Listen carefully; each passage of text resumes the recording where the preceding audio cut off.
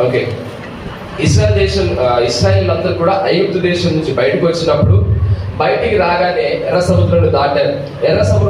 సముద్రం దాటిన తర్వాత వీళ్ళు రెఫీదీం అనే స్థలానికి రావడం మనం చూస్తున్నాం. హల్లెలూయా. రెఫీదీం అనే స్థలానికి మనం ఏమి అర్థం చెప్పుకున్నాం వాక్యంలో నుంచి? రాసుకున్న ఓపెన్ చేసి చెప్పండి. పరచబడుట, ఓపెన్ అప్ అంటే ఎలాగండి? బీయింగ్ ఎక్స్పోజ్, లేకపోతే ఆ యొక్క స్ప్రెడింగ్ అవుట్. ఓకే, రిఫ్రెషనింగ్ అనే మాట మనం జ్ఞాపకం చేసుకుంటున్నాం. అయితే కంఫర్ట్ జోన్ ఉన్నప్పుడు, మనం రిఫ్రెష్ అవుతున్నప్పుడు దేవుడు దాన్ని కదిలిస్తాడు. దేవుడు కదిలిస్తున్నప్పుడు, దేవుడు మనకు శక్తిని ప్రసాదిస్తున్నప్పుడు, దుష్టుడు వాడి ఉద్దేశాలు మన జీవితంలో డిస్టర్బ్ చేయడానికి, దేవుని ఉద్దేశం మన జీవితంలో డిస్టర్బ్ చేయడానికి, మనము దేవుని యొక్క వాగ్దాన భూమికి వెళ్ళకుండా మనల్ని మధ్యలో అడ్డుకుంటాడు, ఆటంకపరుస్తాడు. వాటిని మనం ఎదుర్కొనటకు దేవుడు మనకి ఇచ్చే శక్తిని గురించి మనం మాట్లాడుకుంటున్నాం. అయితే 2 విషయాలు ఈ రోజు నన్ను చెప్పనియండి. ఓకే, 2 విషయాలు అంటే ప్రత్యేకంగా ఉదయం నేను వ్యక్తిగతంగా నేను మాట్లాడుతూ సంఘానికి, దర్శనానికి ఏ విధంగా అమాలేకు ఆత్మ ప్రభావితం చేస్తుందనే మాటల్ని మధ్యాహ్నం కొంచెం ధ్యానం చేసినాం. ఇంకా దాని గురించి ఇంకా కొంచెం లోతులకు ధ్యానం చేద్దాం. సిద్ధంగా ఉన్నారా? సో మధ్యాహ్నం ఏం చెప్పుకున్నాము? ఐగుప్తు దేశం నుంచి ఇశ్రాయేలు బయటికి రావటము, మనము దేవుని నామమును విశ్వాసం నుంచి బాప్తిసం పొందుకొని వాగ్దాన దేశంలో నిత్య జీవానికి వెళ్ళడానికి మనం సిద్ధపడుతున్నాం. ఆమె ఈ సిద్ధపాటులో మనం ఆ భక్తి వైరాగ్యంలో, పరిశుద్ధత, భక్తిలో, వాక్యంలో, ప్రార్థనలో, సంఘ దర్శనంలో ఉండడం కొరకు మనల్ని ఆ ముందు కొనసాగించకుండా మధ్యలో అడ్డుకునే ఈ అమాలేకు ఆత్మని ఏ విధంగా ఎదిరించవచ్చు? మనకు దైవజనుడు అండగా ఉన్నాడు, దైవజనుడి ప్రార్థన అండగా ఉంది. దైవజనుడితో పాటు మనము ఇండివిజువల్ గా అంటే వ్యక్తిగతంగా ముందుకు ఎలా కొనసాగాలి, సంఘంలో ఉన్నప్పుడు ఈ సంఘముగా మనం ఎలా ముందుకు సాగాలి అనే విషయాన్ని మనం ధ్యానం చేస్తూ వచ్చాం. హల్లెలూయా. మీకు అర్థమవుతుందా? సో ఇందులో మోషే మనం చూస్తున్న యెహోషువని ప్రజల్ని సమకూర్చుకొని యుద్ధం చేయి, నేను ఊరు 6 రోజులు ఆ పర్వతంకి వెళ్ళి మేము ప్రార్థన చేస్తాం, లేకపోతే దేవుని సన్నిధిలో నేను నిల్చుంటాను అని మోషే చెప్పడం మనం చూస్తున్నాం. ఎంతవరకు అయితే మోషే చేతులు పైకెత్తాడో, ఆమె ఎంతవరకు అయితే చేతులు పైకి ఉన్నాయో ఇశ్రాయేలు అక్కడ గెలవడం మనం చూస్తున్నాం.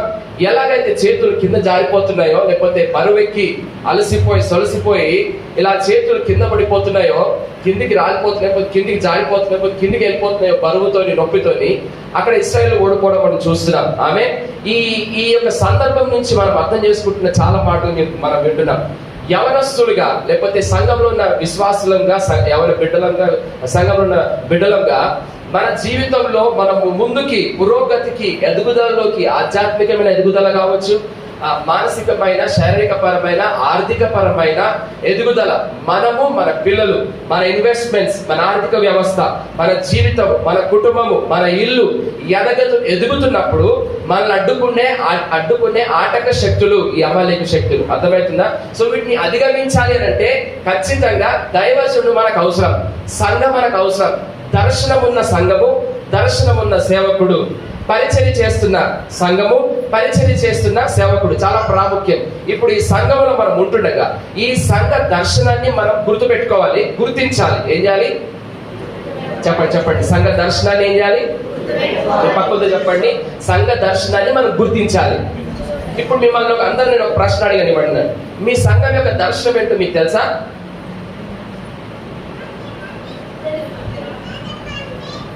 మరి తెలిసి చెప్పండి. ఏంటి? ఒక 2 పాయింట్ చెప్పండి.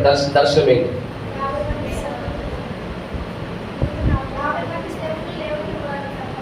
Very good. ఇంకా ఇప్పుడు ఈ దర్శనం ఏంటని అనగానే మీరు చెప్తూ వచ్చారు. Very good. మరి ఈ దర్శనం కొరకు మీరు ఏం చేస్తున్నారు? ప్రార్థన చేస్తున్నారు. ఇంకా ఏం చేస్తున్నారు? ఈ దర్శనం మీరు ప్రార్థన చేస్తూ వెళ్ళండి, అయ్యగారు ఒక్కడే కష్టపడకుండా పోతాడు. అంతేనా? అదే నేర్చుకుంటున్నాం మనం. దైవజనుడికి దేవుడు దర్శనం ఇస్తాడు. చూడండి, కర్ర మోషే ఎప్పుడైతే నేను దేవుని కర్రను పట్టుకొని పర్వతం మీద నిల్చుంటానని చెప్పాడు. ఈ దేవుని కర్ర దర్శనంతో మనం సూచిస్తుంది, దర్శనం చూపిస్తుంది, గుర్తింపు సూచిస్తుంది, తర్వాత అధికారాన్ని చూపిస్తుంది, దేవుని యొక్క వాక్కును చూపిస్తుంది, దేవుని యొక్క ఉద్దేశాలు చూపిస్తుంది. ఏ దైవజనుడైతే దర్శనం కలిగి ముందు కొనసాగుతాడో, అధికారం కలిగి, ఉదయాన్నే చెప్పాను అభిషేకం అంటే ఏంటి?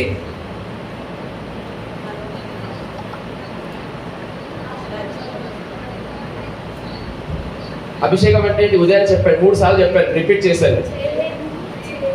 అసాధారణమైన దేవుని పిలుపు కొరకు మనకు శక్తి సరిపోదు.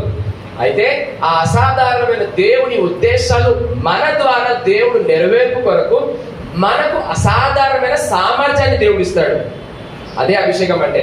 ఆమె ఇప్పుడు మోషేను ఇన్ని లక్షలాది జనాల్ని నడిపించడం ఆయన వల్ల కాదు, కానీ ఆయనకు అభిషేకం ఇచ్చాడు దేవుడు. ఆమె అర్థమవుతుందా? అసాధారణమైన సామర్థ్యాన్ని ఇచ్చాడు. హల్లెలూయా, గట్టిగా హల్లెలూయా. ఇప్పుడు ఫస్ట్ మోషే ఐగుప్తు దేశానికి వెళ్ళిన తర్వాత మా యెహోవా మమ్మల్ని ఇక్కడ నుంచి దూరం వెళ్ళి ఆరాధన చేయమంటున్నాడంటే, యెహోవా ఎవడన్నాడు? ఎవరు? ఫరో. యెహోవా ఎవరో నీకు తెలిసినట్టు దేవుడు చేస్తాడు అని చెప్పాడు. ఎలాగ జరిగింది? మోషే ఒక రిప్రజెంటేటివ్గా నిల్చున్నాడు అక్కడ. మోషే చెప్పిన మాట ఏది కూడా జవాబడలేదు దేవుడు. ఆయన చెప్పిన మాటను బట్టే సమస్తం జరిగింది. అర్థమవుతుందా? చీకటి అవుతుందంటే చీకటి జరిగింది. అర్థమైంది అందరికి? ఎలా జరిగింది ఇదంతా? ఎలా జరిగింది? కర్ర చేతి పట్టుకొని నైల్ నదిని కొట్టగానే రక్తంగా మారింది. ఓకే, కప్పలు వచ్చాయా? తెగుళ్ళన్నీ కూడా కర్ర ద్వారా జరిగినాయి. ఎలా వచ్చింది చేతిలో కర్ర? ఇందాక పాస్టర్ గారు చెప్పారు కదా, ఎలా వచ్చింది కర్ర? ఎన్కౌంటర్, దర్శనం, సంధి దేవుడి ద్వారా. ఈ ఎన్కౌంటర్ ఏం చేస్తుందంటే మనిషికి ఉద్దేశం కొరకు సామర్థ్యతను, అభిషేకాన్ని ప్రసాదిస్తుంది. ఈ అభిషేకమే మనకి ప్రొటెక్ట్ చేస్తుంది. ఈ అభిషేకమే మనకు సమస్తమును సమకూరుస్తుంది. అభిషేకమే మనకు కాపుదలను ఇస్తుంది. అభిషేకమే మనకు అధికారాన్ని ఇస్తుంది. అభిషేకమే మనకు బోధిస్తుంది. అభిషేకమే మనల్ని ముందు కొనసాగింపజేస్తుంది. అభిషేకమే మన లోపల నుంచి ఏమంటారంటే దేవుని యొక్క ఉద్దేశం కొరకు మన లోపల హృదయాన్ని మంట రేపుతుంది. ఊరికని కూర్చొనివ్వది అభిషేకం. హల్లెలూయా, అర్థం చేసుకుంటారు మీరు అందరూ కూడా. కాబట్టి ఇలాంటి దర్శనం, ఇలాంటి అభిషేకం కలిగిన దైవజనుడు ఇలాంటి ప్లేసెస్ లో ఉన్నప్పుడు ఇలాంటి సంఘానికి దేవుడు మనల్ని నడిపిస్తాడు. ఆమె ఇలాగ నడిపింపబడిన సంఘానికి ఉన్న వ్యక్తులుగా మనం ఉన్నామే. మనం ఈ సంఘానికి వస్తున్నప్పుడు దర్శనం ఉన్న మీ దైవజనుడిని దర్శన ప్రకారం గుర్తించడం నేర్చుకోవాలి. మామూలు ఆశ మనిషి వ్యక్తి కాదు ఆయన. అర్థమవుతుంది? మన దైవజనుడు చూడటానికి చదువుకున్నాడా, చదువు లేనోడా, వయసు ఉన్నాడా, వయసు లేనోడా, పలుకుబడి ఉన్నాడా, పలుకుబడి లేనోడా, ఆస్తి ఉన్నాడా, ఆస్తి లేనోడా, ఇవన్నీ కాదు. పిలుపు ఉందా లేదా? హలో, పిలుపున్న చోట ఖచ్చితంగా దర్శనం ఉంటది. దర్శనం ఉన్న చోట ఖచ్చితంగా దేవుని యొక్క అభిషేకం ఉంటది. హల్లెలూయా. ఈ 3 ఉంటే చాలు అద్భుతాలు జరుగుతాయి. ఈ 3 ఉంటే చాలు అసాధారణమైన అద్భుతాలు జరుగుతాయి. ఎలా జరుగుతాయి అసాధారణమైన విషయాలు అంటే, మన చేతిలో డబ్బులుండి పరిచయం మొదలు పెట్టాం, మన చేతిలో డబ్బులుండి ఈ చర్చ్ కన్స్ట్రక్షన్ మొదలు పెట్టాం, మన చేతిలో డబ్బులుండి దేవుని కార్యాలు మొదలు పెట్టాం. అలా సరిపోతుంది అంతే. ఎలా జరుగుతుంది? అభిషేకం జరిగిస్తుంది. అభిషేకం ఎందుకు వచ్చింది? నీ పిలుపుని బట్టి వచ్చింది. పిలుపు దర్శనం తీసుకొస్తుంది, దర్శనం అభిషేకం తీసుకొస్తుంది. అభిషేకమే అన్నింటినీ పట్టుకొస్తుంది. మీరందరూ కూడా ఎలా వచ్చారు? కొంతమంది బాప్తిసం ద్వారా బాప్తిసం ఆయన మాటలు బట్టి సువార్త విన్నారు, ఆ సువార్త బట్టి బాప్తిసం తీసుకున్నారు. వీరి కుటుంబం అంతా కూడా దీవెన పొందుతున్నారు, ఆశీర్వాదం పొందుతున్నారు, విడుదల పొందారు. దైవ శక్తులు, మంత్రశక్తుల నుంచి విడుదల పొందారు, స్వస్థతలు పొందారు, దీవెన పొందారు, ఆశీర్వాదం పొందుతున్నారు, ప్రార్థనలు ఎదుగుతున్నారు, భక్తులు ఎదుగుతున్నారు. ఎలా జరుగుతుంది ఇదంతా కూడా? అభిషేకాన్ని బట్టి. ఇప్పుడు ఇంకొక వ్యక్తి వచ్చి నేను చేయగలను నిల్చుంటే ఆయనకు అభిషేకం లేకపోతే అట్టర్ ఫ్లాప్ అయిపోతాడు. హలో, ఈ రోజుల్లో అదే జరుగుతుంది. అర్థమవుతుంది? ఈ రోజుల్లో జరిగేది అదే. నలుగురిని పట్టుకొని బయటకు వెళ్ళిపోయి నేను చేయగలను చేస్తున్నారు, అభిషేకం లేదు, పిలుపు లేదు, దర్శనం లేదు, అట్టర్ ఫ్లాప్ అయిపోతుంది. సంఘం లేదు, ఆ నలుగురు కూడా ఎక్కడో చదివిపోయిన వాళ్ళే. ఖచ్చితంగా దేవుడు ఎక్కడుగుతాడు. కాబట్టి సంఘం అంటే ఆషామాషి అస్సలే కాదు, గుర్తుపెట్టుకోండి. సంఘం అంటే చాలా ఉన్నతమైనది, ప్రత్యేకమైనది, దేవుని వధువు సంఘం. హల్లెలూయా. ఈ సంఘం కోసం ప్రభు రాబోతున్నాడు. హలో, ప్రభు రాబోతున్నాడు. ఇన్ఫాక్ట్ ప్రభు రాకడ గురించి మాట్లాడాలంటే మనం ఈ అంత్యకాలంలో బతుకుతున్నాము. యేసు ప్రభు రాకడ కన్నా ముందు ఏవేవైతే జరగాలని యేసు ప్రభు చెప్పాడో ప్రతిదీ కూడా మన తరంలో పిన్ పాయింట్ ఎగ్జాక్ట్ టైంలో ఎగ్జాక్ట్ విషయాలన్నీ ఖచ్చితంగా నెరవేరుతున్నాయి. ఎప్పుడో జరుగుతాయి అని అనుకోకండి, జరుగుతున్నాయి మన ముందే. కాబట్టి చాలా జాగ్రత్తగా ఉండాలి మనం. ఇంకా ఆమె లూకా సువార్తలో ఈ వాక్యంలో ఇలాగ రాయబడింది, లోకమందరూ కూడా ధైర్యం చేయడి కూలి చచ్చిపోతారు, కానీ మీరైతే మీ తలను పైకెత్తుకోండి, ధైర్యం తెచ్చుకోండి, రక్షణ సమీపంగా ఉన్నది అని మీరు ధైర్యం తెచ్చుకోండి ఉంటుంది 21వ అధ్యాయంలో. అర్థమైంది మీ అందరికీ? ఎవరు మీరైతే ఎవరు? మీరైతే ఎవరు? ఈ మీరైతే రాయబడిందా? ఎవరు ఈ మీరంటే? ఎవరో సార్ బయట అనుకుంటున్నారా? సంఘంలో ఉన్నవారు. ఒకసారి ఈ మాట తీయండి, లూకా సువార్త. మీ దగ్గర బైబిల్స్ ఉంటే లూకా సువార్త చూడండి, 21వ అధ్యాయం. లూకా సువార్త 21వ అధ్యాయం 24వ వచనం నుంచి ఇవన్నీ పైన సూచన చెప్తున్నాడు. అయితే 26వ వచనంలో చూస్తుంటే, ఆకాశమందు శక్తులు కదిలింపబడును, లోకం మీద రాబోచిన వాటి విషయమై భయము కలిగి లోకమందరూ మనుషులందరూ ఎదురు చూచుచు ధైర్యం చెడి కూలుదురు. అప్పుడు మనిషి కుమారుడు ప్రభావంతో మహామహిమతో మేఘరుడై వచ్చుట చూస్తారు. ఇవి జరగనారంభించినప్పుడు మీరు ధైర్యం తెచ్చుకొని మీ తలను పైకెత్తుకుని మీ విడుదల సమీపించినదని. ఎవరు ఈ మీరు? ఎవరా సంఘము? ఎవరా సంఘం? అడగండి మీ పక్కతో, ఎవరా సంఘం? సార్ మీ పక్కతో నన్నే చూసి నన్ను అడుగుతున్నారు. ఎవరు మీ పక్కన అడగమంటే? నన్ను కాదు, మీ పక్కన అడగండి. ఎవరా సంఘం అడగండి. ఎవరా సంఘం? అది ఏం చెప్పారు? జవాబు ఏం చెప్పారు?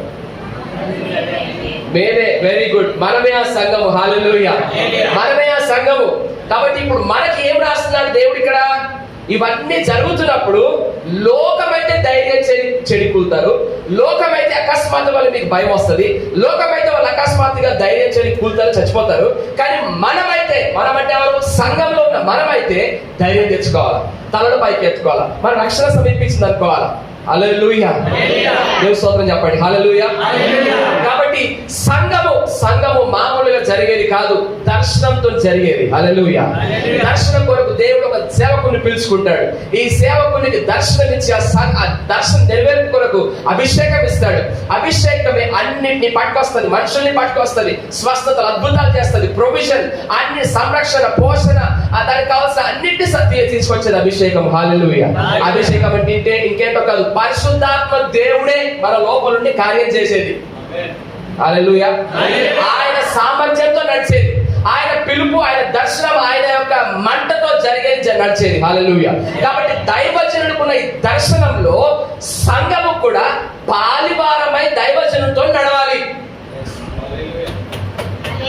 హల్లెలూయా. ఏం చేయాలి? ఎలాగో వస్తున్నాం పోతున్నాం కాదు సంఘం అంటే. అది పాత రోజులు. చెప్పండి, వెనకాల చెప్పండి, పాత రోజులు. అసలు అలా ఎప్పుడూ లేదు. మనం అలా అయిపోయినాం అంతే. అర్థమవుతుందా? వాక్యం అలా ఉండాలని ఉండే అని ఎప్పుడు చెప్పలే. ప్రజలందరూ కూడా నిర్లక్ష్యంతో అలా అయిపోయారు అంతే. ఎప్పుడు లేదు అలాగా. కానీ ఈ రోజు మనం అర్థం చేసుకుంటున్న మాట ఏంటంటే, దైవజనుడితో పాటు మనము నడవాలి, దర్శనంలో నడవాలి. ఆమె మీ పక్కలతో నలుగురితో చెప్పండి, దైవజనుడితో పాటు దర్శనంలో నడవాలి. ఆమె ఇక్కడ మనం మోషే చూస్తున్నాము. మోషే కర్ర, అభిషేకం, దర్శనము, పిలుపు, దేవుని యొక్క రిప్రజెంటేషన్, అథారిటీ, ప్రూఫ్, అది పట్టుకొని పర్వతం మీద సమాజం కొరకు దేవుని ఉద్దేశం నెరవేర్పు కోసం ఆయన ప్రయాసపడుతున్నాడు, ప్రార్థన చేస్తున్నాడు, విజ్ఞాపన చేస్తున్నాడు. వాళ్ళు విజయం సాధించాలా, మనం ముందుకు వెళ్ళిపోవాలి అని ఆ ఉద్దేశం కొరకు ఈయన ప్రయాసపడుతుంటే, ఈయన ప్రయాసమైన దర్శనంలో యెహోషువ కిందెళ్ళి యుద్ధం చేస్తున్నాడు. హల్లెలూయా అని చెప్పండి. యెహోషువ కిందకెళ్ళి యుద్ధం చేసే యుద్ధ వీరులు కావాలి సంఘానికి. అంటే ప్రార్థన యోధులు కావాలి, ప్రార్థన వీరులు కావాలి. అవే ఒకటి. రెండవది మనం చూస్తే సువార్థికులు కావాలి సంఘానికి. ఎక్కడికి పంపిస్తే అక్కడికి వెళ్ళి సువార్త సువార్తలో చెప్పి అక్కడ సువార్త చెప్పడానికే వీళ్ళ పని అంతా సువార్త చెప్పడమే. మిగతా పని దేవుడు చేస్తాడు. హల్లెలూయా. గడి చెప్పండి, మిగతా పని. గడి చెప్పండి, మిగతా పని. మన పని ఏంటి? గడి చెప్పండి, మన పని ఏంటి? గుర్తుపెట్టుకోండి విషయం. ఒక విషయం మీకు చెప్తాను. పరిశుద్ధాత్మ దేవుడు బలవంతం చేసేవాడు కాదు. హలో, పరిశుద్ధాత్మ దేవుడు బలవంతం చేసేవాడు కాదు. ఒకవేళ పరిశుద్ధాత్మ దేవుడు బలవంతం చేసేవాడు అయ్యింటే, జులిమి చేసేవాడు అయ్యింటే, బలత్కారం చేసేవాడు అయ్యింటే, ఈ రోజు వరకు ప్రపంచం అంతా అందరూ క్రైస్తవులుగా మారేవారే. పరిశుద్ధాత్మ దేవుడు సెన్సిటివ్. నువ్వు చేతులు పైకెత్తి నన్ను వాడుకో అని నువ్వు అప్పగించుకుంటే నేను వాడుకుంటాడు. నువ్వు ఆయన పని చేస్తే నీ ద్వారా కార్యం జరిగిస్తాడు. నువ్వు ముందుకు ఒక అడిగేస్తే నీకోసం 2 అడుగులు ముందుకేస్తాడు. మరి బలవంతం చేసేది, బలత్కారం చేసేది దుష్టుడు.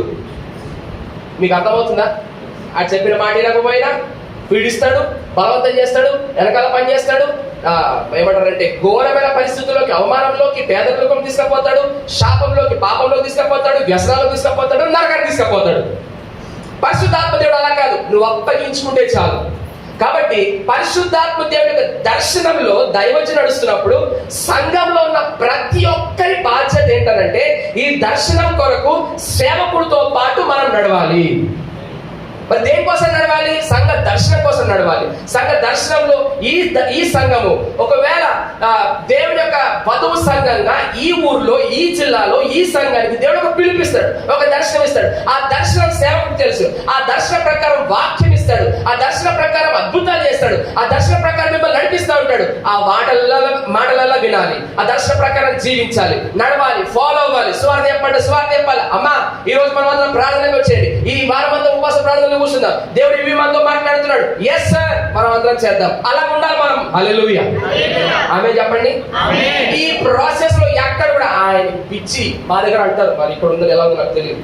మా దగ్గర మనుషులు అనుకుంటారు, ఎట్లా బయటికి చెప్పరు. దేవుని యొక్క సేవకులం కదా, మాకు తెలిసిపోతూ ఉంటాయి. ఏంటి, ఈయన మెంటల్, ఈయన పిచ్చి. ఏంటంటే ఎప్పుడు చూసినా ప్రార్థన అంటాడు, ఎప్పుడు చూసిన ఉపాస ప్రార్థన అంటాడు, ఎప్పుడు చూసిన ఏదో ప్రార్థన అంటాడు, ఎప్పుడు చూసిన ఏదో ఒక కేసులు అంటాడు, ఏదో ఒక దగ్గర సువార్త అంటాడు, ఏదో ఒక దగ్గర ప్రార్థన అంటాడు, ఏదో బాప్తిసం అంటాడు, ఏదో అంటాడు. ఈయన పని పాట లేదా అనుకుంటారు. హలో, మీకు అర్థమవుతుంది చెప్తున్నాను. ఏప్రిల్ రాష్ట్ర పత్రికలో అయితే వాక్యం ఏం చెప్తుందంటే, సమయం సమీపించుతున్న కొలది మరి ఎక్కువగా మీరు సంఘముగా కూడుకోవటం మానకూడని రాయబడింది. అంటే ఏంటి? మనం ఇంకెక్కువ ప్రార్థనలు పెట్టుకోవాలి. ఉన్నారు అందరు ఇక్కడే? ఏదో ప్రార్థన పెట్టుకోవాలి, ఇంట్లో ప్రార్థన పెట్టుకోవాలి. ఆమేన్ చెప్పండి. చర్చిలో ప్రార్థన పెట్టుకోవాలి. ఇన్ఫాక్ట్ ఈ రోజుల్లో ఏంటి పరిస్థితి అంటే, సువార్త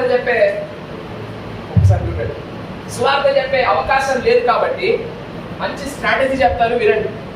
సువార్త చెప్పడానికి అద్భుతమైన అవకాశం అంటే చెప్పంటారా? బర్త్డేలు ఉంటాయి, బర్త్డే చుట్టుపక్కలందరూ చూసుకోండి. అయ్యగారు ఆ రోజు అద్భుతమైన సువార్త చెప్పాలి. అర్థమవుతుందా?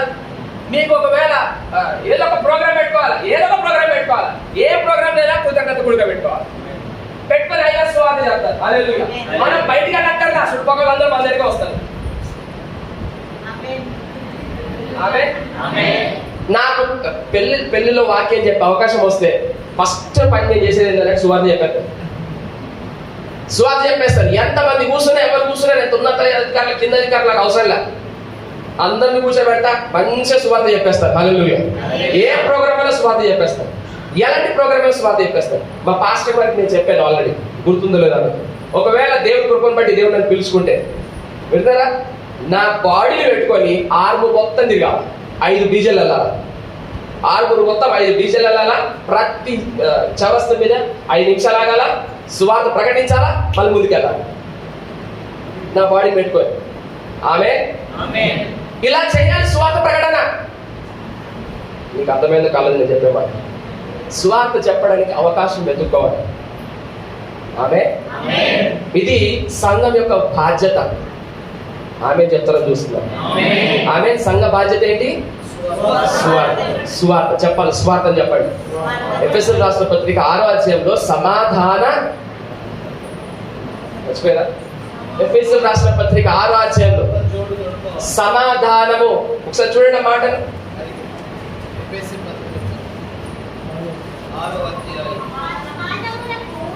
చూడండి, పాదములు సమాధాన సువార్త వలనైన సిద్ధ మనస్సును జోడు తొడుక్కోవాలి. అంటే ఏంటి? పాదములు ఎప్పుడు కూడా అయినాలకి, లగ్గాలకి, దానికి దీనికి ఎవరికి పరిగెట్టొద్దు. డీజేలకి, లగ్గా, వీటి కోసం కాదు, సువార్త కోసం పరిగెట్టాలి మన పాదాలు. ఆమె చెప్తారని చూస్తాం. మీ పాదాలు అద్భుతమైన పాదాలు, మీ పాదాలు అభిషేకంతో కూడిన పాదాలు. ఇన్ఫాక్ట్ యెహోషువతో దేవుడు ఏం చెప్పాడంటే మోషే తర్వాత, నువ్వు ఎక్కడ నువ్వు పాదం పెడితే అక్కడ ఆ స్థలం నీకు ఇచ్చేస్తానని చెప్పాడు. హల్లెలూయా. అడుగు పెట్టే ప్రతి స్థలం నీకు ఇస్తానని చెప్పాడు. కాబట్టి సంఘముగా మనం ఏం చేయాలి? మన ఎదుట, సంఘం ఎదుట పాతాళలోకపు ద్వారములు నిలవలేరవు అని వాక్యాలు రాయబడింది. కాబట్టి పాతాళము అణిచివేయబడాలి, పాతాళం యొక్క ద్వారములు కూల్చివేయబడాలి. దేవుడు రాజ్యం కట్టబడాలంటే సంఘములో ఉన్న ప్రతి ఒక్కరు కూడా పాతాళము, చీకటి, మరణఛాయ ప్రదేశాలకి కాలినడకలు వెళ్ళాలి. మీరు వచ్చినప్పుడు ఏం చేయాలి తెలుసా? బాటిల్ తెచ్చుకోండి, లేకపోతే ఇట్లాంటి ఆయిల్ బాటిల్ తెచ్చుకోండి, కింద ఒక చిన్న హోల్ చేయండి, ప్రార్థన చేయించుకోండి అయ్యగారితో. ఎవరికి తెలియకుండా బ్యాగ్లో పెట్టుకొని నడుచుకుంటా ప్రార్థన చేసుకుంటూ వెళ్ళిపోవాలి. మొత్తం ఇదంతా కింద మీ వీధుల్లో కారాల ఆయిల్,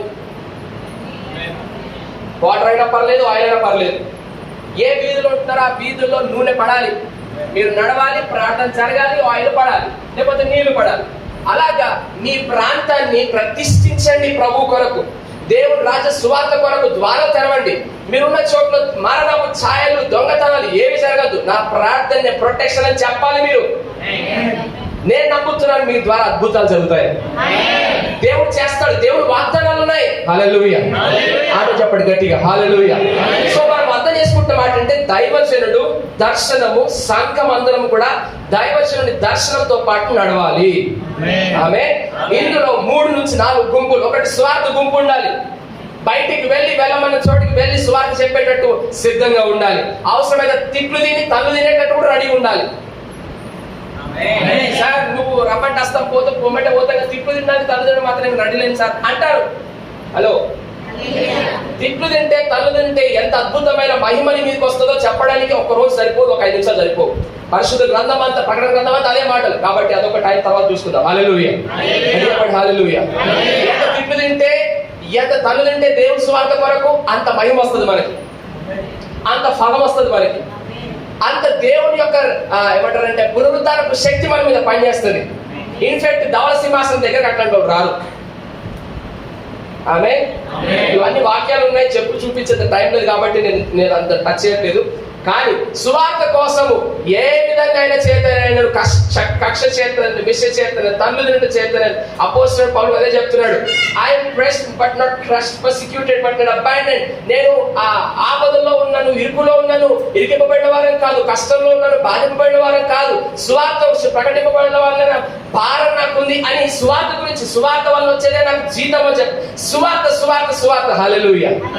ఆమేన్. ఇన్ఫాక్ట్ యేసు ప్రభు ఒక్కసారే వెనకాల తల్లు తిన్నాడు, కానీ పౌలు మాత్రం చాలా సార్లు వీపంతా కొండల చేత కొట్టబడ్డాడు, బెత్తల చేత కొట్టబడ్డాడు, రాళ్ళ చేత కొట్టబడ్డాడు, ఓడల చేత ఓడలో ఏమంటారంటే బద్దలపై బాధింపబడ్డాడు, మనుషుల చేత, స్నేహితుల చేత, కపట సహోదరుల చేత. చాలా ఆయన పర్సిక్యూషన్ లిస్ట్ అంతా కూడా కొరింథీయుల రాసిన పత్రికలో రాయబడ్డది. హల్లెలూయా. సువార్త కోసం ఎంత ప్రయాసపడ్డాడు. ఈ ప్రయాస కలిగిన దైవజనుడు, సువార్త కొరకు భారం కలిగిన దైవజనుడు మనకుండడం దీవెన, ఆశీర్వాదం. సువార్త కొరకు, రక్షణ కొరకు, దేవుని రాజ్యం కొరకు ఎంత భారం ఉంది దైవజనుడికి మనకు అర్థం కావాలి. ఈ రోజున దైవ సేవకుడు ఏం అర్థం చేసుకుంటాడంటే, మనం దేవుడి దగ్గరకు వస్తున్నాం, అయ్యా మాకు బంగ్లా కావాలా, మా కొడుకు లగ్గం కావాలా, మా పిల్లలకు మంచి ఉద్యోగం కావాలా, ప్రార్థన చేయాలంటే దీనికోసం ప్రార్థన చేస్తున్నారు, దీనికోసం ప్రార్థన చేయాలి. అయ్యారు కాదు కాదు కాదు కాదు కాదు అమ్మా, ఇవన్నీ టెంపరీ ఆశీర్వాదాలు. చెప్పండి, టెంపరీ ఆశీర్వాదాలు చెప్పండి. ఎవరేం మాట్లాడలేదు, చెప్పండి చెప్పండి గట్టిగా. టెంపరీ, నిత్య జీవం కొరకు చెప్పండి, నిత్య జీవం కొరకు, నిత్య జీవం కోసం ప్రయాసపడాలి. నిత్య జీవం కొరకైన దర్శనం మనం కలిగి ఉండాలి. హల్లెలూయా. అలాంటి దర్శనం కలిగిన దైవ సేవకుడు నిత్య జీవం కొరకైన భారం ఎంతుందనేది సంఘం అర్థం చేసుకోవాలి, దానికోసం ప్రయాసపడాలి. హల్లెలూయా. చెప్పండి హల్లెలూయా. ఈ రోజున అందరి చేతుల పైకి చప్పట్లు దేవుని స్తోత్రం చెప్పండి. నాకు అర్థమైపోయింది మీరు మధ్యాహ్నం ఎంత కష్టపడ్డారు, ఎంత బాధపడ్డారు, ఎంత దేవుని స్తోత్రం. హల్లెలూయా. మిమ్మల్ని ఇంకేం బాధ పెట్టాను, ఒక్క 10 నిమిషాల్లో నేను క్లోజ్ చేసేస్తాను. హల్లెలూయా. చెప్పండి హల్లెలూయా చెప్పండి. వింటారా? ఓకే, మనం అర్థం చేసుకుంటాం ఏంటంటే సువార్త చెప్పడానికి టీం ఉండాలి, ప్రార్థన యోధులు ఉండాలి. ఆమేన్. చెప్పండి హల్లెలూయా.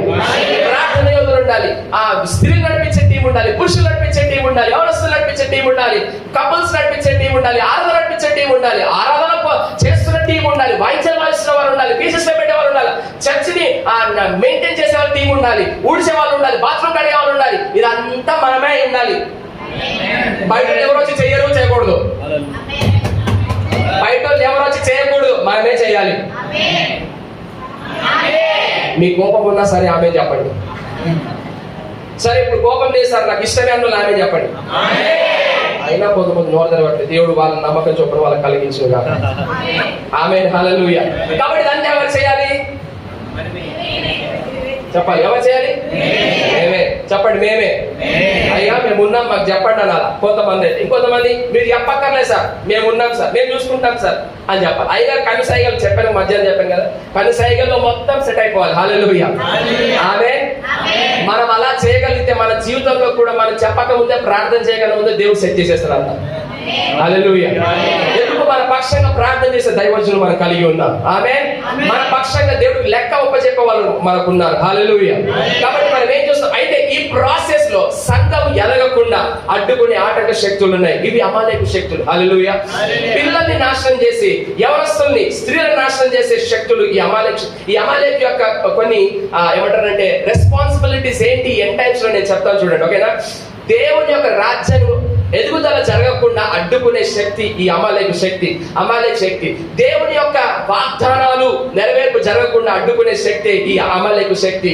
ఈ దేవుని వాగ్దానాల్లో, ఈ ప్రామిస్ ల్యాండ్ లోకి, లేకపోతే వాగ్దాన భూమికి, నిత్య జీవనానికి వెళ్లకుండా, మధ్యలోనే మన దర్శనంలో వెళ్లకుండా, మధ్యలోనే పుట్టుపోయి, మధ్యలోనే చనిపోయి, మధ్యలోనే రాలిపోయి, దర్శనం కాకుండా, దేవుడు కాకుండా, దేవుని తిట్టి, దేవుని ఉన్నాడు అసలు అనుకుంటూ మన నోటి నుంచి అనవసరమైన శాపవచనం దేవుని వ్యతిరేకంగా మాట్లాడేటట్టు చేసేది ఈ అమాలేకు ఆత్మ. అర్థమవుతుందా? తిండి తిప్పలు లేకుండా, పేదరికంలోకి, దరిద్రతలోకి తీసుకుపోయి, దేవుడి వాగ్దానం మీద విశ్వాసం లేకుండా, నమ్మకం లేకుండా చేసేది ఈ అమాలేకు ఆత్మ. మన ఒంట్లో, మన కుటుంబంలో, మన సంఘంలో సమాధానం, దర్శనం కోసం ప్రయాసపడకుండా అడ్డుకునేది ఈ అమాలేకు ఆత్మ. మీకు అర్థమవుతుంది చెప్పే మాట. అయితే మనం ఇలాంటి సమయంలో సొలసి ఉన్నప్పుడు,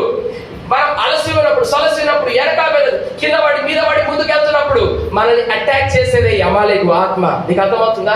మిగిలిపోయిన ఏవలున్నా, చిన్నోళ్ళున్నా, పెద్దలున్నా అంతంత మాత్రం మేము బతుకున్నామయ్యా, బతుకుంటే దేవుడు స్తోత్రం అనేటట్టు ఉన్న అంతంత మాత్రం ఎవరున్నా వాళ్ళను కూడా నాశనం అయ్యేంత వరకు వదిలిపెట్టకుండా, ఈ తరంలో స్త్రీలని కాదు, పురుషులని కాదు, యవనులని కాదు, చిన్నోళ్ళని కాదు, పెద్దోళ్ళని కాదు, ఎవరిని పడితే వాళ్ళని, ఎప్పుడు పడితే అప్పుడు, ఎక్కడ పడితే అక్కడ టెంప్టేషన్ లోకి, పాపంలోకి, శాపంలోకి, దరిద్రతలోకి, ఆవేదనలోకి, అప్పుల్లోకి, అన్నిట్లోకి ప్రభావితం చేసి దేవుడిని మర్చిపెట్టట్టు, సంఘాన్ని మర్చిపెట్టట్టు, నిత్యజీవం మర్చిపెట్టట్టు, భక్తి లేకుండా, వైరాగ్యం లేకుండా, నిర్లక్ష్యంతో, అవిధేయతతో, మొండితనంతో, గర్వంతో బతికి దేవుడి దగ్గర నుంచి దూరం అయిపోయేటట్టు చేసేదే ఈ అమాలేకు ఆత్మ. నీకు అర్థమవుతుందా? వీటన్నిటికీ నేను రిఫరెన్స్ చూపించగలను, టైం లేదు కాబట్టి నేను త్వర చెప్పేసిన. హల్లెలూయా. నీకు అర్థమవుతుందని చెప్తున్నాను. సొలసి ఉన్నప్పుడు వీళ్ళని అటాక్ చేశాడంట. ద్వితీయోపదేశకాండం 25 నుంచి 19 వరకు మనం చదువుతా ఉంటే, ఈ ఎర్ర సముద్రం దాటిన వెంటనే మనము ఈ నిర్గమకాండం 17 నుంచి 13 వరకు చదువుతున్నాం. ఆమేన్. అయితే మనం చూస్తున్నప్పుడు ఆల్రెడీ వీళ్ళు కష్టాల్లో ఉన్నారు, నష్టాల్లో ఉన్నారు, బాధలు, ఇరుకులు, ఇబ్బందులు ఉన్నారు, పేదరికంలో ఉన్నారు. అయితే దావీదు రాజుగా అవ్వని టైంలో సిక్లగ్ అనే ప్రాంతంలో దావీదు ఉన్నప్పుడు, దావీదు దగ్గరకు 400 మంది శరణార్థులు వచ్చారంట. వాళ్ళని కూడా వచ్చి ఇడిసిపెట్టకుండా పట్టుకొని తీసుకపోయి చెరపట్టుకపోయిన ఆ స్టోరీ మనం అమాలేకుల గురించి చదువుతాం. 1 సమూయేలు గ్రంథం 15 వచనాలు. అర్థమవుతుందా? తర్వాత 1 సమూయేలు గ్రంథం 30 వచనంలో కూడా ఇదే మనం చదువుతాం. హల్లెలూయా. అయితే దావీదు తన 400 మందితో వెళ్ళి వాళ్ళతో యుద్ధం చేసి వాళ్ళందరినీ మనం తిరిగి తీసుకురావడం మనం చూస్తున్నాం. మీకు అర్థమవుతుందా? ఇన్ఫాక్ట్ మిగిలిపోయిన వారిని కూడా వదిలిపెట్టకుండా చంపేదే ఈ అమాలేకు ఆత్మ. ఎలా చెప్పగలరు? ఎస్తేర్ గ్రంథంలో మొర్దెకై ఉన్నాడా? మన హామాను ఉన్నాడా? హామాను యొక్క జీవిత చరిత్ర చూస్తుంటే, ఆయన ఒక వంశావళి చూస్తూ ఉంటే ఆయన కూడా అమాలేకీయుడే. అర్థమవుతుందా? కానీ ఏం చేశాడు? యూదులందరినీ చంపాలని, యూదులను చంపడానికి, పిల్లల్ని, చిన్నపిల్లల్ని, స్త్రీలను, పురుషులని, శేషము ఎవ్వరూ లేకుండా చనిపోవడానికి, చంపడానికి పని కట్టుకొని, కంకణం కొట్టుకొని ప్లాన్స్, ప్రణాళికలు వేస్తున్న ఆత్మనే అమాలేకు ఆత్మ. ఈ తరంలో ఉన్న యవనస్తులు, ఈ తరంలో ఉన్న సంఘము, దైవ సేవకులు, సంఘం అందరూ ఈ ఆత్మ మన చుట్టూ మన లోపల ఉంది అనే విషయము మనం వివేచించాలి. మనం వివేచించకుండా దర్శనం కోసం ప్రయాస పడకపోతే ఈ రోజు మనకు అర్థం కాదు. కానీ మెల్లగా మెల్లగా చెప్పండి, మెల్లమెల్లగా మెల్లమెల్లగా మీరు ఎలాగైతే కళ్ళు మూతలు పడుతున్నాయో మెల్లమెల్లగా అర్థమవుతుందా? మీకు తెలియకుండానే అలాగే మెల్లమెల్లగా ఒక్కొక్క ఆశీర్వాదాన్ని పీకేస్తాడు, ఒక్కొక్క పరిస్థితుల్లో సమాధానాన్ని పీకేస్తాడు, ఒక్కొక్క దగ్గర లాస్ తీసుకొస్తాడు. మీ అందరికి దేవుడి మీద ఇంట్రెస్ట్ తీసేస్తాడు, దేవుడి మీద భక్తి తీసేస్తాడు. దేవుడు అంటే ఎవరు, అసలు దేవుడు ఉన్నాడా అనేటట్టు చేస్తాడు ఈ నోట్లో నుంచి. ఒకవేళ మనం కానీ ఈ తరంలో ఉన్న మనము మన చిన్నపిల్లల గురించి ప్రార్థన చేయకపోతే, అర్థమవుతుందా? మన గురించి, సంఘం గురించి ప్రార్థన చేయకపోతే, నువ్వెన్ని దర్శనాలను పెట్టుకో, నువ్వెన్ని గంటలను నువ్వు ప్రార్థన చేస్తే ఏది ఫలించదు. వివేచించి దానికి ఎత్తులకు పై ఎత్తులు దేవుడు దైవ సేవకుడు ద్వారా నువ్వు ఈ సంఘ దర్శనంతో నడుస్తున్నప్పుడు నీకు కృప చూపించి నీ ప్రార్థన ఒక ఆయుధంగా మారుస్తాడు. అందుకోసమే ఇర్మియాతో దేవుడు మాట్లాడుతున్నాడు, ఇదిగో విజ్ఞాపన చేసే స్త్రీలను, అంగలార్చే స్త్రీలను, ఇంకేంటి రోధించే స్త్రీ, పల్లె చెప్తున్నా, వెరీ గుడ్, రోధించే స్త్రీలను పిలవాలనిపించండి. ఎందుకు పిలవాలమ్మా? ఎందుకు పిలవాలి? వీధులలో, సంత వీధులలో పిల్లలు లేకుండా, రాజమార్గంలో యవనస్తులు నిల్చోకుండా, ఏంటి వీధులు ఆడుకునే చిన్నపిల్లలు బయట వదిలేస్తే ఆడుకుంటారు. రాజవీధులు అంటే యవనస్తులు, మంచి మంచి జ్ఞానం, తెలివి, యూనివర్సిటీస్ లో ఉన్న యవనస్తులు లేకుండా మరణం కిటికీలో కూడా వచ్చేస్తుందంట. మరణం అంటే ఏంటి? ఇంటర్నెట్ వైరస్, ఇంకా టెలిఫోన్ వైరస్, ఇంకా చాలా రకాల వైరస్ ఉన్నాయా? కిటికీల నుంచి వస్తున్నాయా? Television virus. ఇవన్నీ కిటికీల నుంచి వచ్చి చూడకూడని అన్ని చూసి చూపించి నీ చేతిలోనే నీ రేపు అంతా మొత్తం దునియా అంతా నీ దర్శనం మర్చిపోయేటట్టు, నీ ఉద్దేశం మర్చిపోయేటట్టు, నీ భక్తి వైరాగ్యములు, నీ పరిశుద్ధత, నీ జీవితం మర్చిపోయేటట్టు అందులోనే ఉండి మునిగి తేలుతూ రాత్రంతా దుప్పటిగా రీల్స్ ఇట్లా చూస్తూ, మాట్లాడకూడదు వాళ్ళతో మాట్లాడి, చూడకూడవన్నీ చూసి, చేయకూడదు చేస్తూ నీ జీవితాన్ని దర్శనం నుంచి, ఉద్దేశాల నుంచి తప్పించే ఆత్మ నీ ఇంట్లో పనిచేస్తుంది. కాబట్టి నిద్రపోతే సరిపోదు. నువ్వు నిద్రపోయావా, నీ వెనకాల పెంట తయారవుతుంది, నీకు అర్థం కావట్లేదు. నీ పిల్లలతో ఫుట్బాల్ ఆడుకుంటాడు, మీకు అర్థం కావట్లేదు. అందుకే నేను ఏం చెప్తున్నాను అంటే, ఈ రోజున మనం అర్థం చేసుకోవాల్సింది ఏంటంటే, దైవజనుడు ప్రార్థన చేస్తున్నప్పుడు ఆయన ప్రార్థన చాలా ప్రాముఖ్యం. మన కోసం ఆయన కన్నీళ్ళు విడిచి ప్రార్థన చేస్తారు. ఆయన దుఃఖంతో ప్రార్థన చేయద్దు, ఆయన ధైర్యంతో మన కోసం ప్రార్థన చేస్తున్నప్పుడు, ఈ దర్శనం మనం పాల్పొందినప్పుడు దేవుడు ఈ దర్శనంలో ఉన్న అభిషేకాన్ని మన కుటుంబంలోకి విడుదల పరుస్తాడు. మన జీవితంలో అభిషేకం పనిచేస్తుంది. మనము మన పిల్లలందరూ కూడా దినదినము వర్ధిల్లుతాము, శత్రువుని ఓడిస్తాము. అమాలేకు ఎన్నిసార్లు వచ్చినా అన్నిసార్లు దేవుడు కంకణం కట్టుకున్నట్టు అలాంటి భక్తి, అలాంటి వైరాగ్యం, అలాంటి అభిషేకంలో ఉన్న తీవ్రత నీ హృదయంలో, నీ పిల్లల హృదయంలో కూడా పెడతాడు. ఎందుకు ఈ మాట చెప్తున్నాను? ఇందాక మనం చదువుకున్న నిర్గమకాండ 17వ అధ్యాయంలో 13వ వచనం నుంచి మన కింద చదువుతుంటే మోషేతో దేవుడు చెప్తున్నాడు, ఆకాశం కింద ఉండకుండా వాళ్ళ పేరు పూర్తిగా నేను తుడిచివేయాలనుకుంటున్నాను కనుక జ్ఞాపకార్థంలో గ్రంథంలో దీన్ని రాసి నీ తర్వాత తరానికి వినిపించు అని చెప్తున్నాడు. ఎవరు వినిపించాలంట? అమాలేకు అనేది నీ రోజున పోరాడతావు. ఇన్ఫాక్ట్ మీరు అర్థం చేసుకోండి, అమాలేకులను పూర్తిగా నువ్వు ధ్వంసం చేయాలని సౌలుతో దేవుడు చెప్తే కొంచెం ఉండనిచ్చాడంట. హలో, కొంచెం ఉండించడమే కాదు, ఏమన్నాడు? నీకే పని పడతాయేమని ఇంకా దేవుడికి ఐడియా చెప్తున్నాడు. హలో, ఏం పని చేస్తాయంట? దేవుడు ఏమన్నాడు? చెప్పినట్టు చేయమన్నాడు. విధేయత ఏంటి? ఉదయం నేర్చుకున్నాం, చెప్పినట్టు చేయాలి. మన జ్ఞానానికి, మన ఐడియాలజీకి, మనకున్న అన్నిటికీ అతీతంగా దైవజనుడు చెప్పినట్టు చేయడమే విధేయత అంటే. హల్లెలూయా. ఈ విధేయత చెప్పిన మాట వెళ్ళే సౌలు ఏం చేశాడు? ఇంకా ఉంచాడు. దేవుడికి పనికి వస్తే బలర్పించడానికి పనికి వస్తే అని చెప్పేసి ఇంకా పట్టుకొస్తున్నాడు, పెద్దరికం చేసినట్టు తుడుముకన్ లాగా. మీకు అర్థమవుతుంది ఏం చెప్తున్నాడు? కాబట్టి అలా కాదు, ఏం చేస్తాడంటే ఆ దర్శనం కొరకు కూడా ఆడి నీ కాలు వాడతాడు, అవసరమైతే నీ ఏలు వాడతాడు, నీ తల వాడతాడు, నీ జుట్టు వాడతాడు. బ్రతకడానికి, కాపాడుకోవడానికి, నీ చేతిలో సావకుండా ఉండడం కోసం. నీకు అర్థమవుతుందా నేనేం చెప్తున్నాను? ప్రభువా ఈ విషయాన్ని సంఘానికి అర్థం చేయించండి ప్రభువా. యవనస్తులకు అర్థం కావాలి ఈ విషయాలు, తల్లులకు ప్రాముఖ్యంగా అర్థం కావాలి, తండ్రులకు ప్రాముఖ్యంగా ఈ విషయాలు అర్థం కావాలి. హల్లెలూయా. నేను ఆఖరి 3 విషయాలు చెప్పి నేను క్లోజ్ చేస్తాను. ప్రార్థన గుంపు ఉండాలి, ఆమేన్. సువార్త గుంపు ఉండాలి, పరిచర్య గుంపు ఉండాలి, సంఘానికి సంఘ దర్శనంతో పాటు ముందుకు కొనసాగాలి. చాలా వాక్యాలు మనం నేర్చుకుంటున్నాం. అయితే యెహోషువ టీం లాగా యుద్ధం చేసి ప్రార్థనలో మోకాళ్ళ మీద ఉండి యుద్ధం చేసే గుంపు సంఘానికి ఉండాలి. ఇప్పుడు మీ ప్రార్థననే మీ పిల్లలకు కాపుదల, మీ ప్రార్థననే మీ సంఘానికి కాపుదల, మీ ప్రార్థనే అమాలేకు లాంటి ఎన్ని ఆత్మలు వచ్చినా అవి ఏమి పనిచేయకుండా మీ సంఘానికి మీ పిల్లలకు దేవుడు భద్రత కలిగిస్తాడు మీ కన్నీళ్లు మీ ప్రార్థనను బట్టి. హల్లెలూయా. కాబట్టి దర్శనము మీ ప్రార్థన, దర్శనము మీ పోరాటము, దర్శనం కలిగిన దైవజనుడు మీ ప్రార్థన పోరాటము, దర్శనం కొరకు, పిల్లల కొరకు, యవనస్తుల కొరకు, యవనస్తుల కోసం ప్రార్థన చేసే గుంపు ఉండాలి. యవనస్తుల లోపల ప్రార్థన చేసే వాళ్ళు ఉండాలా, యవనస్తుల కొరకు ప్రార్థన చేసే యవనస్తులు ఉండాలి. హల్లెలూయా. ఎందుకు ఈ రోజు ఒక ఆయన అన్నాడు ఈ మాట, రష్యా ప్రాంతంలో నేను చెప్పిన మాట విని అర్థం చేసుకొని నన్ను ఫాలో అయ్యే ఒక తరాన్ని నాకు ఇస్తే, అర్థమవుతుందా, నేను మొత్తం ప్రపంచాన్ని మార్చేస్తాను ఒక ఆయన. మీకు అర్థమవుతుంది ఏం చెప్తున్నాడు? ఆయన చెప్పిన స్టేట్మెంట్ ఏంటంటే కమ్యూనిస్ట్ పార్టీని ఏమంటారు అంటే రష్యాలో కమ్యూనిస్ట్ పార్టీని మొట్టమొదటిసారి గెలిచిన వ్యక్తి, ఆయన పేరు వ్లాడిమిర్ లెనిన్ ఏదో పేరు ఉంటుంది. వెరీ గుడ్, కరెక్ట్ చెప్పాను నేను. ఆయన ఏమన్నాడు తెలుసా? నన్ను అర్థం చేసుకున్న జనరేషన్ నాకు ఇస్తే ఈ ప్రపంచాన్ని నేను కమ్యూనిస్ట్ దేశంగా మార్చేస్తానన్నాడు.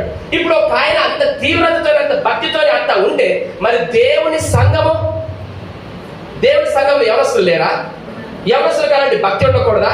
దేవుని సంఘంలో యవనస్తులకు అలాంటి తీవ్రత ఉండకూడదా? మరి ఎలాంటి మైండ్ సెట్, ఇలాంటి మనస్తత్వము దర్శనం కోసం ఎందుకు ఉండకూడదు? మీకు అర్థమవుతుందా? యవనస్తులని సాతానుగాడు. మనం హబక్కు గ్రంథంలో దైవజనుడు ప్రార్థన చేస్తారు. ఒక్కసారి మాట చూడండి. హబక్కు గ్రంథము 1వ అధ్యాయం, హబక్కు గ్రంథం 1వ అధ్యాయం, త్వరగా తీయండి. హబక్కు గ్రంథము 1వ అధ్యాయంలో దైవజనుడు ప్రార్థన చేస్తారు. అయ్యా ఎన్ని రోజులు 11వ వచనం 1వ అధ్యాయం 11వ వచనం చదువుతుంటే, నీ కనుదృష్టి దుష్టత్వం చూడనంత నిష్కలంకమైనది కదా, బాధించువారు చేయి బాధ నీవు దృష్టింపజాలవుదా, కపటులను నీవు చూచి దుర్మార్గులు తమ కంటే ఎక్కువగా నీతిపరులను నాశనం చేయగా నువ్వు చూచి ఎందుకు కూరుకున్నావు? ఏలిక లేని చేపలతోను ప్రాకు పురుగులతోను నీవు నరులను సమానులుగా చేసితివి. వాడు గాలము వేసి మానవులందరినీ గుచ్చి లాగి ఉన్నాడు, ఉరులను ఒగ్గి చిక్కించుకొనిచున్నాడు. వాడు తన వలతో వారిని కూర్చుకొని సంతోషపడి గంతులు వేయించున్నాడు. కావున వల వలన మంచి భాగము పుష్టినిచ్చు భోజనము తనకు కలుగుచున్నదని వాడు తన వలకు బలులను అర్పించుచున్నాడు, తన ఉరులకు ధూపం వేయించున్నాడు. వాడు ఎల్లప్పుడు వాడు వలలో నుండి దిమ్మరించుండడం వలన ఎప్పటికీ నీ మానకుండా వాడు జనములను హతము చేయించడం వలన అని దైవజనుడు ప్రార్థన చేస్తున్నాడు. యవనస్తుల్ని ఏ విధంగా గుంపులో ఉన్నప్పుడు ఎలాగ అటాక్ చేయాలి, ఎలాగ వాళ్ళని పట్టుకోవాలి, ఎలాగ అట్రాక్ట్ చేయాలి, ఒంటరిగా ఉన్నప్పుడు ఏం చూపిస్తే వాళ్ళు వలలో పడిపోతాడు, యవనస్తుడుగా ఉన్నప్పుడు, గుంపులో ఉన్నప్పుడు, ఫ్రెండ్స్ తో ఉన్నప్పుడు ఏ విధము చేతనైనా నేను పట్టుకోవాలని నాశనం చేయాలి. అదే వాడికి ప్రకటన గ్రంథం 19వ అధ్యాయం 19వ వచనంలో కూడా పేతురు పత్రికలో ఇదే ఉంటుంది. అపోస్తలుడు పేతురు రాస్తాడు, సాతానుకి సమయము కొద్దిగానే ఉందని వాడు తెలిసి ఎవరిని మింగుదునా అని గర్జించు సింహం వల్ల తిరుగుతున్నాడంట. వాడి తక్కువ సమయం ఉందని ఎవరిని మోసం చేయాలని తిరుగుతున్నాడంట. ఈ అంత్యకాల సమయంలో అమ్మ పాపము కాదు మనల్ని పడేసేది. అమ్మ మీకు అర్థం చేసుకోండి, చాలా చక్కగా అర్థం చేసుకోండి. పాపము కాదు, ఇవన్నీ కూడా మన జీవితంలో సమస్యలుగా ఉండి మనల్ని పడేస్తాయి. అన్నిటికీ మించి వాక్యము లేకపోవటమే మన జీవితంలో పెద్ద పాపము. వాక్యము అర్థం చేసుకోకపోవడమే, వాక్యానికి అప్పగించుకోకపోవడమే మనం మోసంలో పడిపోతున్నాము. ఆమె చెప్పండి అందరూ కూడా. కాబట్టి మనం అర్థం చేసుకుంటాం అంటే ఇక్కడ దైవజనుడు బాధతో ప్రార్థన చేస్తున్నాడు. సాతానుడు ఏం చేస్తుంది తెలుసా? నీ ఫోన్ ద్వారా నువ్వు పడిపోవాలని ఈ ఫోన్ కంపెనీ వాడు ధూపం వేస్తున్నాడంట ఫోన్లకి. మీకు తెలుసా? ఎప్పుడైనా మీరు డీమార్ట్కి వెళ్ళారా? డీమార్ట్కి ఏదో ఒక వస్తువు కొనడానికి వెళ్తారు, కానీ మీరు వచ్చేటప్పుడు ఒక వస్తువుతో వస్తారా? బా అందరూ పుచ్చుకోవాలి భలే అన్నారు. ఎందుకు రారు? కొనాలని అనిపిస్తుందా? ఎందుకు అనిపిస్తుంది? ఏదో జరిగింది అక్కడ. అలాగే నీ చేతిలో ఉన్న వస్తువులు కావచ్చు, నువ్వు చూస్తున్న వస్తువులు, నువ్వు వినే వస్తువులు, లేకపోతే నీ స్నేహితులు, వీళ్ళ ద్వారా నువ్వు పడిపోవాలి అని వాడు ఆ వలలకి ధూపం వేస్తాడు. వాక్యం చెప్తుంది ఇక్కడ మంచి, చూడండి 16వ వచనంలో, మంచి భాగము పుష్టినిచ్చు భోజనం. మంచి అంటే ఏంటి? పుష్టి. పుష్టి అంటే బలం కలిగింది, ఫ్యాట్ ఉంది, సామర్థ్యం, శక్తి, మజిల్స్. ఎవరు? యవనతరము. యవనతరం. సంఘంలో యవనతరం లేకుండా, సంఘంలో యవన బలంతో పరిచయం చేసే వాళ్ళు లేకుండా సాతాను గాడు యవనస్తులను డైవర్ట్ చేస్తున్న కాలంలో ఉన్నాము. కాబట్టి అమ్మలు, అక్కలు, అయ్యలు, నాన్నలు, తండ్రులు ఏం చేయాలి తెలుసా?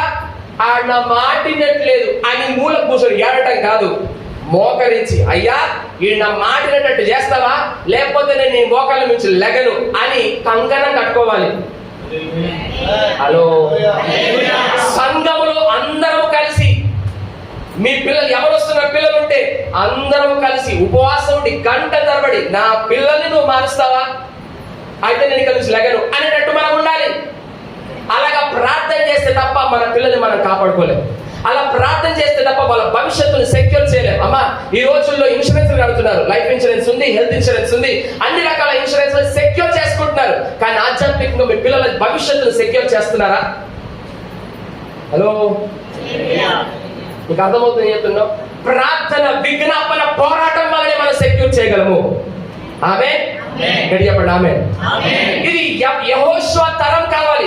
మోసే టైంలో మాకు అన్నం లేదు, నీళ్లు లేవు, మాంసం లేదు, పిక్కకాయలు, కాకరకాయలు అన్ని గుర్తొస్తున్నాయని సనిగారు, గునిగారు, రాలిచి కొట్టుకుంటే కొట్టి చంపుతామన్నారు. ఎందుకు తెలుసా? రింగ రోజెస్ 38 సంవత్సరాలు అరణ్యంలో తిరుగుతున్నారు కాబట్టి, పని పాట లేదు వాళ్ళకి. కాబట్టి అన్ని గుర్తొస్తున్నాయి. యెహోషువ టైంలో ఒక్కడు సరిగ్గా చూపించండి నాకు. యెహోషువ నాయకత్వంలో ఒక్కరు సరిగినట్టు ఆహారం గురించి కానీ, తిండి గురించి కానీ, బట్టల గురించి కానీ, సరిగిన వారు, గురిగిన వారు ఒక్కరిని చూపించండి. ఎందుకో తెలుసా? వాళ్ళు యుద్ధాలు చేస్తున్నారు కాబట్టి. వాళ్ళు యుద్ధాలు చేస్తున్నారు కాబట్టి, యుద్ధాలు చేస్తూ భూమిని స్వతంత్రించుకుంటారు కాబట్టి.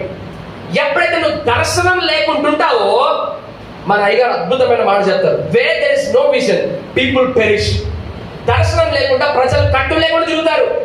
దర్శనం లేకపోతే నీకు నచ్చినట్టు బతుకుతావు, నచ్చిన మాటలు మాట్లాడతావు, సరుగుతావు, గురుగుతావు, దేవుడి మీదనే సరుగుతావు, గురుగుతావు, దైవజనుడి మీద సరుగుతావు, గురుగుతావు, సంఘం మీద సరుగుతావు, గురుగుతావు, నీకు ఏది నచ్చకపోయినా సరుగుతావు, గురుగుతావు.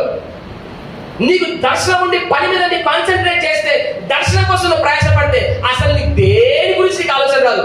సంఘ దర్శనం నెరవేర్పు కోసం నువ్వు ప్రయాసపడతావు. చెప్పండి, దేవుని మహిమపరచాలనుకున్నాడు. హల్లెలూయా. కాబట్టి మన బాధ్యత ఏంటి? యెహోషువ యుద్ధం చేశాడు. ఎందుకు చెప్తున్నారు? ఎందుకు చేశాడు యెహోషువ యుద్ధం అని అంటే, ఆ రోజు ఐగుప్తు నుంచి బయటికి వచ్చిన వెంటనే మొట్టమొదటి వచ్చిన అమాలేకులతో యుద్ధం చేసినప్పుడు యెహోషువ దైవజనులు చెప్పిన మాట విన్నాడు. కాబట్టి మోసే తర్వాత నాయకుడు ఎవరు దేవుడు చేశాడో తెలుసా? ఎవరు చెప్తే విన్నారో ఆయనే నాయకుడు అయ్యాడు. మీకు అర్థమైందని చెప్పే మాట. మోసే ఎవరు చెప్పాడు నువ్వు యుద్ధం చేయమని? యెహోషువ చెప్పాడా లేదా? ఆయన వెళ్ళి చెప్పిన వెంటనే ఆయన డెస్టినీ అక్కడ దేవుడు నిర్ధారణ చేశాడు. మీరు అర్థం చేసుకున్నారో నాకు తెలియదు కానీ, ద్వితీయోపదేశ కాండంలో మోసే చచ్చిపోయే కన్నా ముందు నువ్వు యెహోషువను తీసుకొచ్చి అభిషేకించమని చెప్పినప్పుడు కాదు, నువ్వు ప్రజల్ని సమకూర్చి నా కోసం యుద్ధం చేయి అన్నప్పుడే యెహోషువ యొక్క డెస్టినీని దేవుడు ఎస్టాబ్లిష్ చేసిన నిర్గమకాండం 17వ అధ్యాయంలో. హలో, ఎలాగా? మోసే తర్వాత నెక్స్ట్ నాయకుడు యెహోషువనే అవుతాడు అని చెప్పాడు దేవుడు ఆల్రెడీ. నువ్వు ఇది గ్రంథంలో రాసి యెహోషువ వినిపించు అంటాడు. అంటే అర్థం ఏంటి? నీ తర్వాత యెహోషువనే అవుతాడు. హల్లెలూయా. కాబట్టి ఈ రోజున తల్లిదండ్రులు ఉంటే, మీరు మనము దైవ సేవకుడు దర్శనంలో మనము ముందుకు కొనసాగలిగితే మనల్ని దేవుడు విడిచిపెట్టాడు, మనల్ని నాయకత్వంలో తీసుకొస్తాడు. మనల్ని మాత్రమే కాదు, మన తర్వాత తరాన్ని కూడా నాయకత్వంలో తీసుకుపోతాడు దేవుడు. కాబట్టి ఈ రోజున ఒక్కటే ఒక మెట్టు, ఒక తరంగా మనం త్యాగం చేయాలి దర్శనం కొరకు, మనం నిల్చోవాలి దర్శనం కొరకు. దైవజనుడితో నిల్చోవడం ఒకటి నేర్చుకుంటే చాలు. దేవుడు మనల్ని వదిలిపెట్టాడు. మనల్ని, మన తర్వాత తరాన్ని దేవుడు ఆ నాయకత్వం లెవెల్లో ఉంచుతాడు. హల్లెలూయా. 2 ఉన్నారు ఊరు ఆహారాలు. ఊరు మనం చూస్తా ఉంటే యూద వంశం నుంచి వచ్చాడు ఆయన. ఊరు చెప్పండి, అందరు చెప్పండి, యూద వంశం నుంచి వచ్చాడు. గట్టి చెప్పండి, యూద వంశం నుంచి వచ్చాడు. ఊరు ఇనిషియేషన్ తీసుకొని దైవజనుడి చేతులు పైకెత్తడానికి ఆయన ఇనిషియేషన్ అంటే ఏంటి? తనంతట తానే కల్పి